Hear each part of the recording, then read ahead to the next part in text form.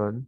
So for the purpose of everybody's content, I will be recording this lecture in order for us to utilize this as a resource material or a lecture video, especially when the need arises for us to review our lesson in preparation for whatever exams we have backup or lecture videos as files for our discussion.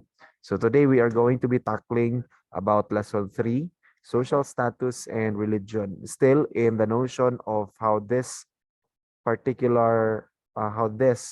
particular affects communication. So in continuing with our discussion in our lesson today class, we are going to target the following objectives.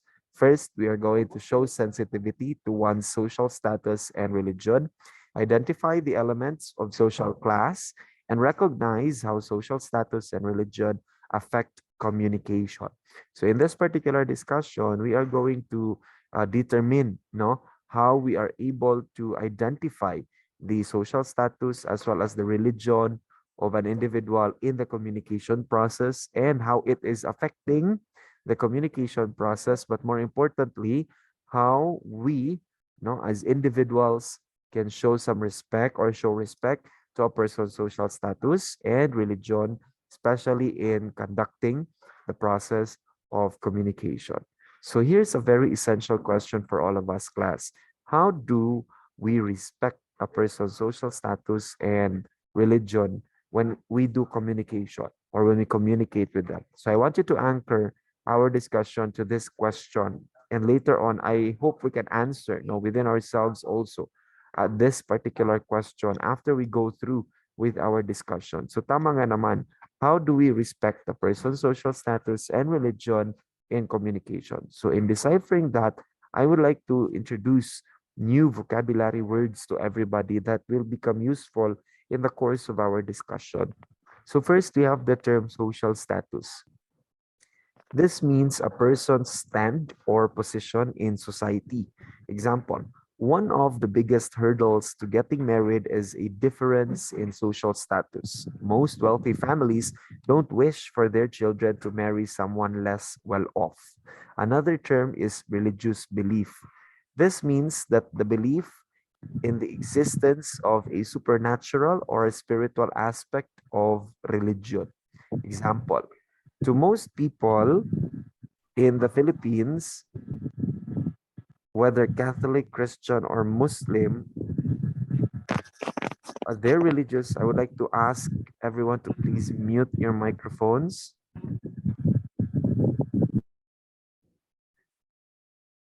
Thank you very much. So going back to the example of a religious belief, to most people in the Philippines, whether Catholic, Christian, or Muslim, their religious beliefs are a large part of their lives. So then again, it is the belief in the existence of a supernatural or spiritual aspect of religion. Next word is ascribe. This means to regard or attribute a trait or position to someone. Example, many epics in Greek history and mythology are ascribed to Homer. And lastly is the word hierarchy. This means a system of organization wherein some things are ranked above others. Example, even though the treatment of peers in school should be fair, it can't be denied that there is a harmful and persistent hierarchy based on cliques. Okay, so these are the different vocabulary words that we are going to come across in our discussion for today. So make sure that you have taken note on the meanings and how we use them in the examples presented. Okay, let's now first define what is social status all about. Since we are talking about how social status and religion affects communication or affects the communication process, let's try to understand first what is social status and what is religion have to do with the communication process. So according to this statement or to the definition stated, class, social status may affect the way we communicate with others. This can influence the way that person chooses his or her peers, and the individuals are more likely to interact with others of the same social standing as them. There is likely to be a communication gap between a person of higher status and that of lower status since they differ in background, education, income, and social habits, among others. So when we talk about social status, this affects communications in more ways than one because this influence a person depending on whom he or she chooses as her peers. These are also how individuals interact, no, with the same social standing as them. And social standing or social status could be differed based on the background, the education, the income, and the social habits of a particular individual, among others. Okay. Now, in continuation, here are the different elements of social classes. First, we have the ascribed social class. This is determined at birth through characteristics such as age, race, and family background.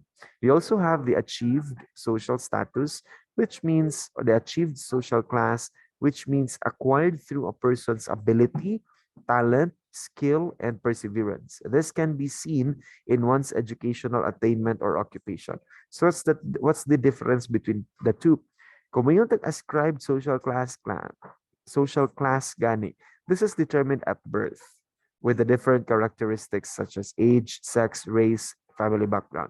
Kung mayroon achieved social class, this is acquired through a person's ability, talent, skill, and perseverance. Meaning to say, kung ascribed gani, nana na sa mo at birth, gwapa na ka at birth, taas na kag ilong at birth, gikan na ka sa dato nga pamilya at birth, or your family is now politically or socially influential at birth, that is ascribed. Wa man na imong gipangayo. But kung mayon ta karon og achieved social status, meaning to say, imo na siyang na-acquire over the time of your life because of your ability, your talent, your skill, and your perseverance. Example of this, or the great manifestation of this, is your educational attainment.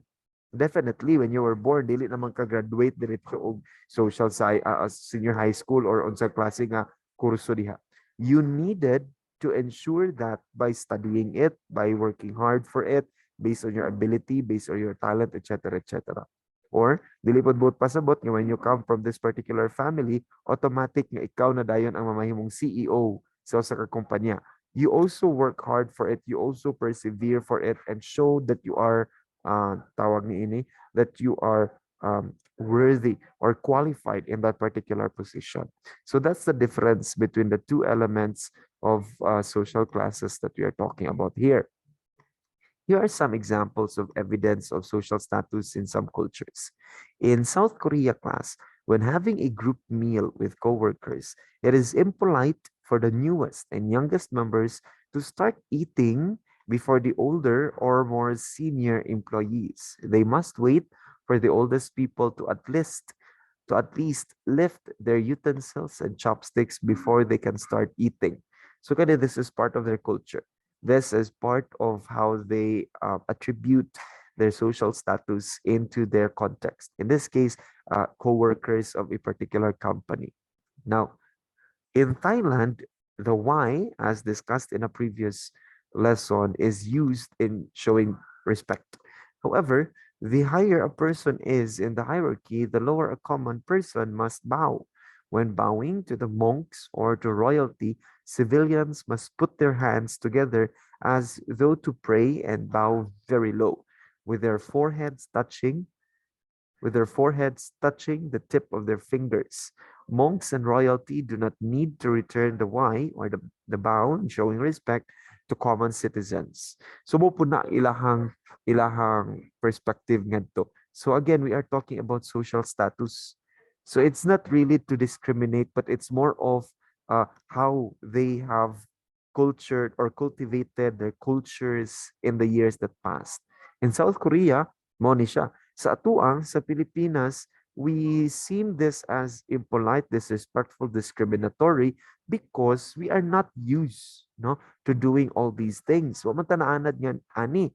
But then again, in their culture, no, this is how social status is being shown or is being practiced sa ilaha. Same with this.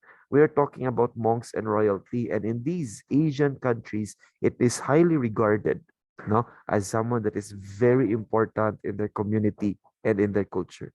Sir, not the royalty ang Thailand. Of course, most ASEAN and Asian and what do we call this? UAE, Arabian Arab Emirates countries are being ran by royalties, by monarchs.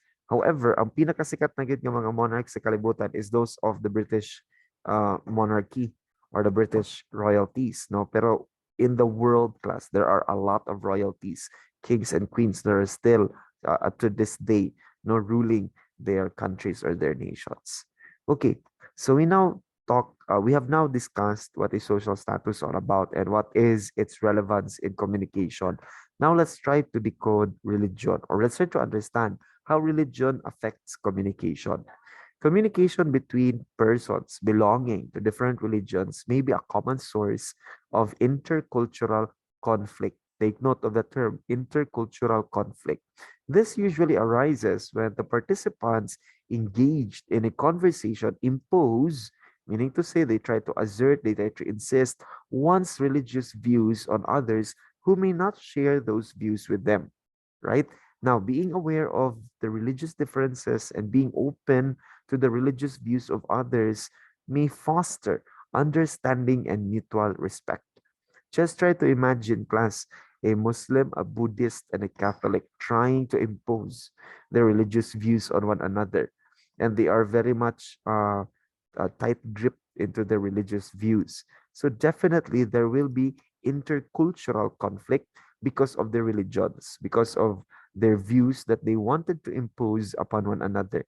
Therefore, if you are met, no, with people coming from or belonging to different religious affiliations and sects, it is more important that we try to establish an open mind to the religious views. Kaya lahi matag tinuuhan, lahi man ta og practices and cultures. However, the point there is mutual respect and mutual understanding goes a long way in ensuring that communication becomes progressive, becomes a safe ground, or a safe ground for us to foster no understanding and progress with our agendas. Now, let's try to talk about the different religions of the world and the different beliefs. First, we have Jainism. This is centered on nonviolence. They focus on asceticism, and they practice very strict vegetarianism. You know what's vegetarianism? You do not eat any food product that comes from a living organism.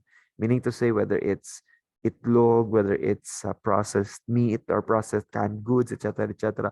As long as na nagikan siya og living organism, you don't eat it. You only mostly you eat dairy, of course, vegetables and fruits. You also eat even milk. I don't think milk is also accepted because it comes from a cow, no, or there is killing of a particular. But that is, I'm not so sure with milk. Now, the aversion to killing is so central that practitioners will try to avoid stepping on all plants and insects. So that's Jainism. Ilang center is nonviolence. Kung Judaism pod, this is the predecessor of Christianity. They follow the teachings of the Torah, or the holy book that predates the Bible and contains many of the same content as the Old Testament. They still celebrate the Passover, which commemorates God's liberation of the Jews from Israel. So that's Judaism. Next, we have Shintoism. Shintoism, class, devotes to life and embraces humanity's innate goodness. The Japanese devotion to spirits called the kami, who are believed to care about humanity and will bless humans if they respect and revere them well. Shintoists have more localized rituals. Instead of congregating with other believers, Shintoists usually have their own little shrines at home. They do, however, visit the larger shrines around Japan during New Year and other special occasions. This is not usually considered a religion, but more of a way of life. Take note that it is uh, hugely considered as a way of life, as there is no worship of a god or belief in the afterlife. It coexists with Buddhism in Japan. Now, with the given examples of religion class, the foundation of intercultural communication in terms of the social status and religion lies in the big word of the lesson, respect. Respect for each other's differences. Now, always be mindful of what another person will feel when speaking about their position in the society or their religious beliefs. So, in all the things that we do, whether be it religion, culture, social status, etc., always remember this word, this highlighted word, because without this word, there will be no progressive communication that will happen in our society. So respect ensures that we go a long way as a community and as a society in general. Now, how does taking social status and religion into account help us become more respectful and understanding people? I would like to hear, from the class. How does taking social status and religion into account help you become a more respectful and understanding person? Since these are the two traits that keep on recurring in our discussion. Sige daw. I want you to get your notebooks and I want you to answer this particular question in your notebooks. You may write it in 3 to 5 sentences, no, the answer to this particular question. I will give you 5 minutes in this class. I will give you 5 minutes to do this particular activity. Time starts now.